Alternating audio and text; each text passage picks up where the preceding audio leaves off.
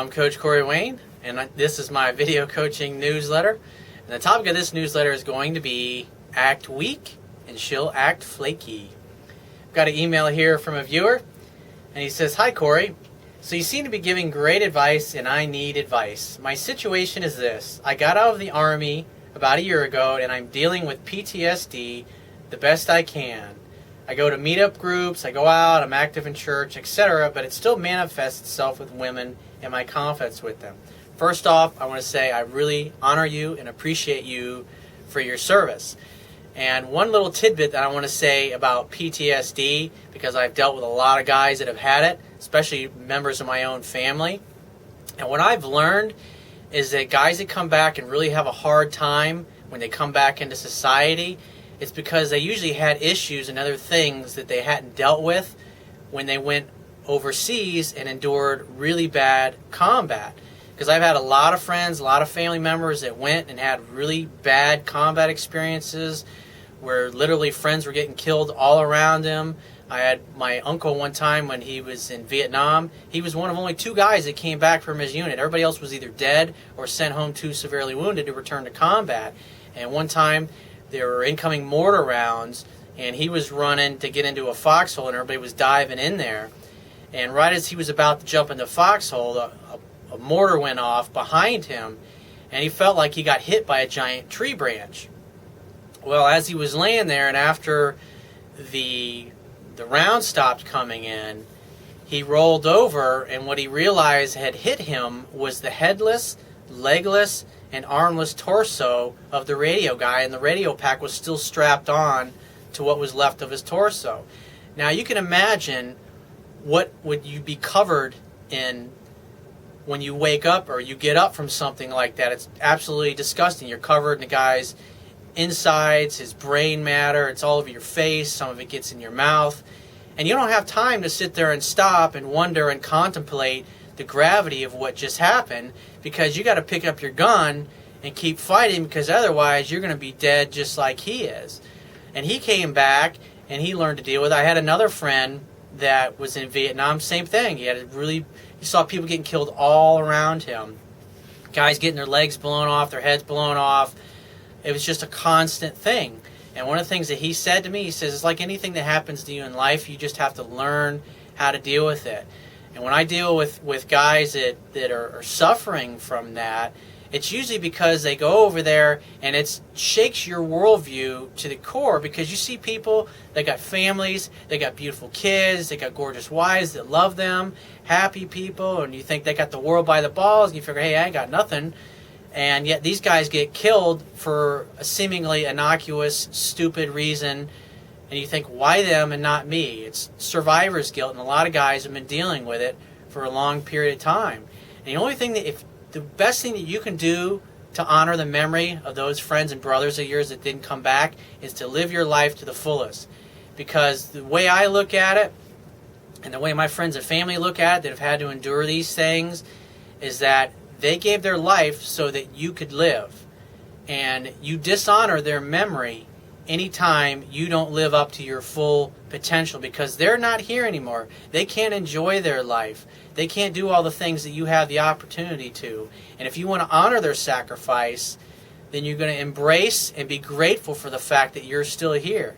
And one of the things that my uncle taught me, that he learned when he was in Vietnam, was that when your fucking time's up, it's up, and there's nothing you can do about it. And so the best thing that you can do is live your life and be grateful for every second, because at the end of the day, the amount of days you've been on this planet is getting longer, and the amount of days that you got left is getting shorter. And the only thing you can do is enjoy every single second. When you talk to people that are on their deathbeds, older people that have lived their lives, and they're literally days and weeks away from passing away with terminal illnesses or whatever, they all say the same thing. I wish I'd spent more time with my friends. I wish I would have enjoyed my life more. I wish I'd have gone and started that business that I was always too scared to start.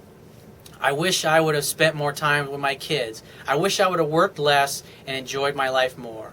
And so I'm glad that you came to my website and you're reading my stuff. And so you got to take care of you. You got to find a way to be happy. You got to find a way to enjoy your life, because your friends and your brothers didn't come back. That's what they would want for you. And there's absolutely no reason for you to feel guilty about it, because whatever happened in the past was supposed to happen, and it couldn't have happened any other way. And the only thing you can do is let it go and look forward to positive things in life, because you have the opportunity to make your life however the fuck you want it. So he says, I wrote this girl online, and we chatted casually for a few weeks, and she looked cute, and I asked to meet her for a drink. We met for a drink on Wednesday, and for once in history, the girl was actually way hotter than her pictures, and I froze up a bit at first, and we had some of an awkward first minute or two. Hey, it happens, dude. You obviously really like this girl, and repetition's a mother of skill. The more dates you go out on, the less these things are going to bother you. And so you can't get attached to your fuck-ups or what you did wrong. You just got to let it go. He says, after that, I got my shit together and we got along well. She was giving me good eye contact. She brushed my arm once and played with her hair nonstop. Those are all signs of flirtation and that she was physically attracted and into you. And when a woman's playing with her hair and doing those kinds of things, that means she's trying to get you to notice her and notice her beauty because she's into you. And a woman wants to be filled up by you emotionally, mentally, spiritually, and physically. He says, so after a few beers, we left, and as I was saying goodbye, we agreed that we should meet up again, and I fucked up by saying, what are you doing this weekend? I knew I fucked up as soon as I said that. It's amazing what comes out of your mouth when you're nervous and you just do dumb things, because the best thing is you don't want to be asking for a second date at the end of your first date. He says, but she said, well, I'm free Friday, let's do Friday. And I agreed, and I said I'd call her. Well, you didn't make definite plans. That's where you fucked up right then and there. You kind of left it up in the air. When you leave things up in the air like that, that's feminine energy. That's not masculine energy. Masculine energy is about purpose, drive, mission, achieving, succeeding, and being direct. And that's what women like about men. And you basically just threw it up, kind of left it up in the air like, hey, I'll give you a call. He says, and then he says, we hugged and she gave me a really tight hug. You should have gone for the kiss. You should have just... Because at the end of the day, at the end of all of your dates, you want to go for the kiss, because if she's really into you, which it was obvious this girl was giving you all the signs that she was into you, if you would have kissed her, she would have kissed you back. But you were nervous and you're trying to be a nice guy, which you basically communicated friendship when you hugged her. And she probably walked away from that thinking either you didn't have the confidence to kiss her or you were only interested in friendship. And he says, so the next day I texted her and she asked what we were doing, and I told her I made reservations at a restaurant and we would grab a drink after. She said, that sounds great. He says, well, Friday morning she texts me asking if we can reschedule because her and her friend want to celebrate her birthday that night instead of Saturday. I played it down and said, yeah, no problem. I'll text you next week.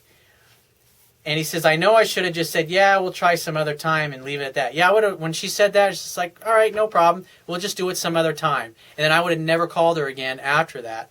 But the reason why she acted flaky was because you didn't go for the kiss and you gave her a hug. And that communicated a lack of confidence. Because there were a few other things that you did on the date that I already talked about that communicated weakness. And the only way you get better at this stuff is just like when you went through basic training. And the first time you took apart your rifle. You weren't good at it, but repetition is a mother of skill. And the more you do it, the better you get at it. He says, well, then she texts me, you want to go to this cool bar Tuesday night? And I screwed up and said, yeah, sounds good. I'll text you Tuesday. Again, you didn't make a definite date the second time. That communicates more weakness and that you're unsure of yourself and that you weren't direct. Because guys that are successful women, they're direct and they go for what they want. He says, and we left it at that. I'm now pissed that she downgraded the date from dinner reservations for her meeting out for a beer again. Should this be my sign that she isn't interested? Well, what's happened is she feels wishy-washy because you've acted weak and you've done several things. And it doesn't take much, especially when you didn't go for the kiss, when it was obvious she wanted to kiss you because she's touching your arm, she's playing with her hair. I mean, it was pretty obvious that she was into you. He says, okay, so I came home drunk and started watching her videos last night and deleted her phone number. I figure if she's interested, she will initiate contact, and I won't be tempted to text her in a moment of weakness. My question now is, if she does text me Tuesday asking if we're still on, or if she texts me a few days later saying, why did you blow me off, which I don't think she's going to because you didn't make definite plans. You just said, hey, I'll text you Tuesday. He says, what do I do? How do I play this? I've learned a lot from your videos, and I'm really understanding women better in just a few hours. I'm going to order your book right after this and after I finish this email. I also appreciate some of the things you say about veterans in the military. Keep it up, bro. Well, I appreciate you and what in your service, because the fact that you stood up and you went on the front lines meant that I didn't have to fucking do that. And I'd much rather sit here in paradise in Delray Beach, Florida, and enjoy my life, but I honor you and I appreciate your sacrifice and everything that you've been through. But at the end of the day, you're out of the fucking Army now, and so it's time for you to enjoy your life, because the more you enjoy your life, the more you honor the memory of the friends that you lost and the guys that didn't come back. So what should you do about this particular girl? I mean, at this point, if you text her just basically saying, hey, are we still on for tonight? That's going to be kind of weak and indecisive. And at the end of the day, you said you would text her. So when a man says he's going to do something, he needs to do something. So if I were you, since you told her you were going to text her, I would text her and say, and make definite plans, or say, hey, how about we meet at the 123 bar on Oak Street or wherever it happens to be, and I'll see you there at 8, or I'll see you there at 7:30, whatever it happens to be. And then just send that. She may flake on you because you've acted, she's jerked you around so many times that there's a good chance that she's going to flake on you. But that's why she acted flaky, but it's because you didn't make definite plans, you didn't go for the kiss in the first date, and you obviously were unsure of yourself. But even though you might have fucked up and been a little nervous, if you would at least gone for the kiss and made out, and then you could have easily said, hey, you want to go back to my place for a nightcap? Or you want to go to this other place? Because the idea is that when you seduce a woman is that you get closer and closer to her throughout the evening until eventually you wind up inside of her when you're having sex, obviously. So don't beat yourself up over this. It's just one chick, and especially if you're doing online dating, there'll be plenty more. So at least you got yourself out there, and you put yourself out there, and you got some experience, and you got some practice, and now you're reading my book, and so your eyes are being open, and so you're going to be able to clean your game up going forward. So if you have a question you want to ask me, or there's a topic you want me to cover in a future video newsletter, go to my website, click the Contact Me tab, which is going to be on the left-hand side of your screen. Send me 1 to 2 paragraphs max detailing your questions, your situation, your challenges. And you just got to give me several days to get back to you with a response, because I get a lot of email from the internet, and I also get a lot of it from my paying phone coaching customers. But be patient, and I will get back to you. And if you want to talk to me right away, the quickest way to get my help is to book a paid phone coaching session. And you can do that by going to my website, click the Products tab, which is going to be at the top of your screen, and just follow the instructions. If you want to get a digital version of my Kindle ebook, go to my website, and underneath the email sign-up box will be a box that will have a link that will take you to the Amazon Kindle download page for my book. Once you get to the download page, you don't have to have a Kindle device to read my ebook. All you have to do is on the download page on the right-hand side, there's a button, and when you click that button, it'll open up a window where you can download one of their free e-reader apps for your Android smartphone, your Android tablet, your iPhone, your iPad, your Mac, or your PC. Only takes a matter of seconds to download and install it, and then only a few more seconds after that to complete the purchase of my book. You'll be reading it in no time. And I will talk to you soon.